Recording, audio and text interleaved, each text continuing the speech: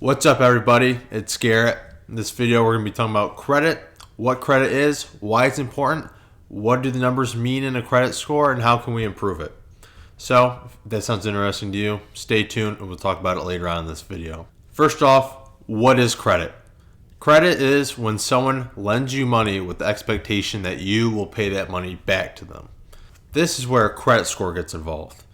See, when someone wants to give out money to, say, a family member, when you think about that family member, you say, is this person going to pay me back? Do I trust them? Usually, you know that person very well and you can make that decision of giving them money or not. However, when a bigger organization such as a bank or something wants to give out a loan, they may not know you. They can't take the time to research you and learn about you when there's millions of people out there they could be giving money to.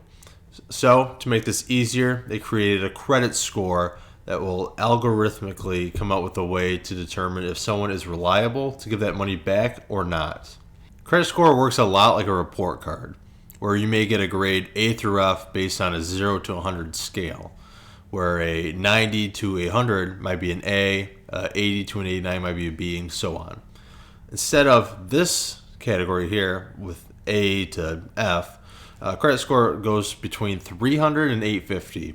Why 300 and 850? I have no idea. It's a completely arbitrary range they came up with however their algorithm works, which no one really knows exactly how it works, but later on we'll talk about the key components of it, which people do know. As you can see here, credit scores are broken down into these categories of very poor to exceptional, where obviously exceptional is where you want to be, while very poor is at the low scale of that minimum 300 you get just for having a social security number and a pulse. If you don't already know your credit score, an easy way to figure it out is by going to either Experian, which is the site I'm using here, or something like Credit Karma, Credit Sesame. There's many of these websites out there that'll give you a quick estimate that's close to your credit score. If you want to find your actual exact credit score, there are 3 places that actually create the credit score, and these are called credit bureaus. They are Experian, Equifax, and TransUnion. You can request to get your credit score from them once a year. They'll send something out in the mail to you and you'll get it. You can only do it once a year. Just remember that. Each of these might have a different credit score that they give you, but they'll all be close. The reason for this is they have different algorithms to come up with their credit score, but because it's looking at the same information, they'll be almost exactly the same. So why is this arbitrary system of credit score important to you?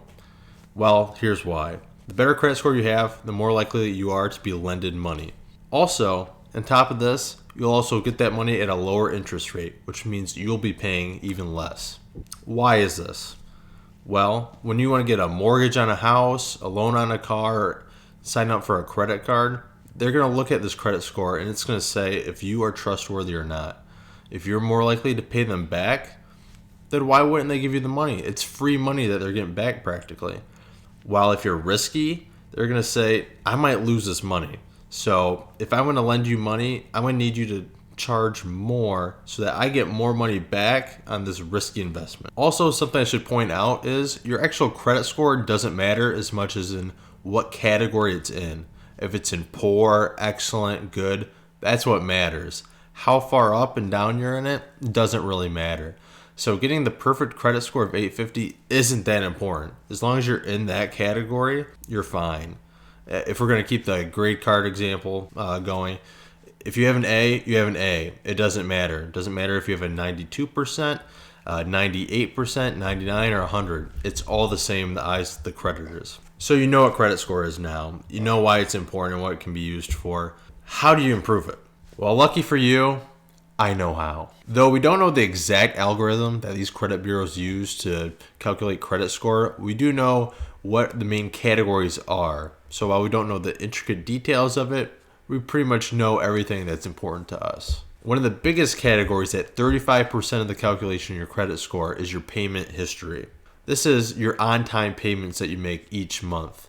This can be for car loans, your mortgage payment, or just paying off credit card bills. If you're missing paying bills on time, what I recommend is that you put on automatic payments on your credit cards, on your loans, whatever you can. This way you don't even have to think about it. As long as you're working, getting money in your bank account, then you'll be able to pay off these bills. By using automatic payments, you don't even have to think about it. This should be an easy 35% A plus on your credit score. Next up at 30% is your credit utilization rate. This is how much the credit that you have that you're using. So let's say with your credit cards, you have a rate of being able to borrow $100. This is low, but just to make the example easy, I'm going to say $100. So every month, you're given $100 that you are lended that you can use on your credit cards to buy things. And let's say you use $100 of that, so all of it. That's a 100% credit utilization ratio, which is high, and your credit score is not going to like that. So instead, try to keep it around 30%. So in this case, $30 is all you're going to spend on your credit cards, even though you can use $100, but you shouldn't. So this is quite simple to think about. We cut our spending from $100 to $30, which got us to that 30% ratio. However, we can also increase our credit that we are given from $100 to say $10,000 or $1,000. You can do this by asking and calling up your credit card companies and asking, hey, can I get a higher limit on this credit card? Which will improve your credit utilization ratio. One thing to watch out for this though is you may get a hard inquiry, which is the next thing we're going to talk about. This gives you a slight ding on your credit report, but it's not that big of a deal. Anytime you open up a new line of credit or you ask for a credit limit increase on, say, a credit card, by opening a new line of credit, you're going to have a hard credit inquiry, which means someone's looking at your credit report. Whenever you open a new line of credit, you're going to get a hard credit inquiry, which means someone is looking at your credit. In some cases, this can be bad. In other cases, it's not a big deal. These credit bureaus see someone looking at your credit and they assume, oh, maybe they did something bad, when other times you just might be applying for a new credit card. This category is only 10% of your credit score, so it's not that big of a part of it. And also, these hard credit inquiries will actually go away quite quickly. I recently just had one, and after a couple weeks, after getting a new credit card, it went away and my credit score went back up to where it was before. So unless you are applying for a new line of credit anytime soon, this shouldn't be a big deal.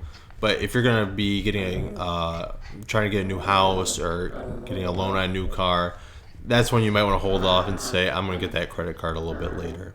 Another category at 10% is the types of credit that you have. So instead of just having credit cards, it's good to also be able to have a car loan or a mortgage on your house, because then the people looking at your credit can say, oh, look, they're not just paying off credit cards. They have other things and they're responsible with other lines of credit. So it gives them a little bit more trust with you with whatever they're thinking about lending you money for. With this also being at 10%, it's not that big of a deal, and I wouldn't recommend getting an auto loan if you don't need to. You can pay for a car in cash. Don't just get a car payment because you want this. It's not worth it. Save your money. And the last category, though I understand why it's a category, I absolutely hate it, and it's your credit history length. This makes up 15% of your credit score or your FICO score, and it looks back at how many years you've had a credit. So if you're younger like me, where at 18, that's when you can open up a credit card. I'm only 22. I can't have that long of a credit history even if I wanted to. So it hurts younger people like me or people who don't use credit at all. The important thing to look at with this is that if you, let's say, remove a credit card you have from a couple of years ago, then when you remove that, it's going to hurt this category the most. Because one, you're also not making any on-time payments with it anymore. And two, your credit history is lengthened because it just pretends like that never happened anymore because you removed that account. So don't delete your credit card accounts unless there's some kind of annual fee and you're not using it. It's the only time I would ever even think about it. And even then, it could not be worth it. Woo! We went through it. We went through all the ways that your credit is affected and how you can improve it. If you really liked the video, go ahead and hit the subscribe button. Stay up to date with all the content I come out with. And if you excuse me, I got to get going. I got to cash my YouTube checks. So I'll see you next time.